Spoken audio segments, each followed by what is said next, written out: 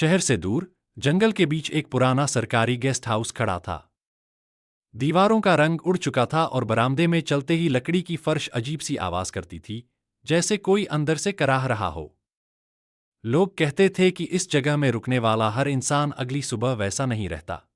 लेकिन ऐसी बातें अक्सर डराने के लिए बनाई जाती हैं, यही सोचकर वह मोहित वहां रुका। कमरे में घुसते ही उसे एक भारी सी ठंडक महसूस हुई।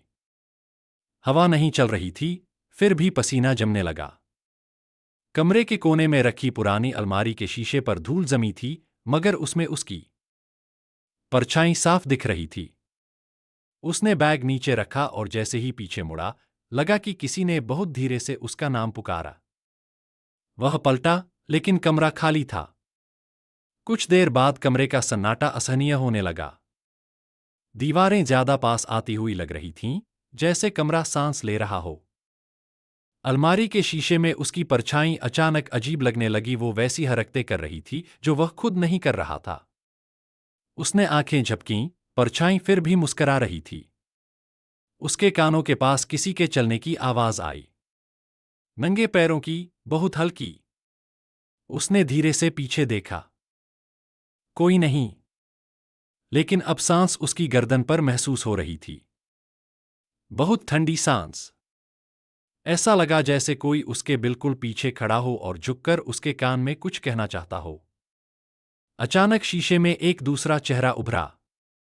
वह चेहरा उसी जैसा था, बस आंखें पूरी तरह काली थीं। होंठ हिले, पर आवाज सीधे दिमाग में गूंजी, यह कमरा बाहर से छोटा और अंदर से बहुत बड़ा है। वह पीछे हटने लगा, मगर उसके पैर भारी हो चुके थे। फर्श पर कुछ गीला फैल रहा था।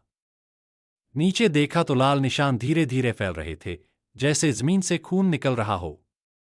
कमरे की दीवारों से हल्की हल्की खरोंचों की आवाज आने लगी, मानो कोई अंदर से बाहर निकलने की कोशिश कर रहा हो। शीशे वाला चेहरा अब पास आ चुका था। उसने हाथ बढ़ाया और शीशे की सतह ऐसे लहराने लगी जैसे पानी हो। अगले ही पल उस शीशे से एक हाथ बाहर आया और उसकी कलाई पकड़ ली।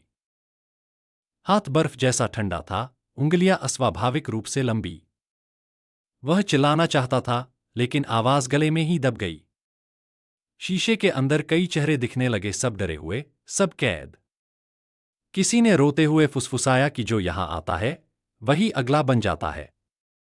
कमरा अचानक शांत हो गया। कोई आवाज नहीं, कोई हलचल नहीं।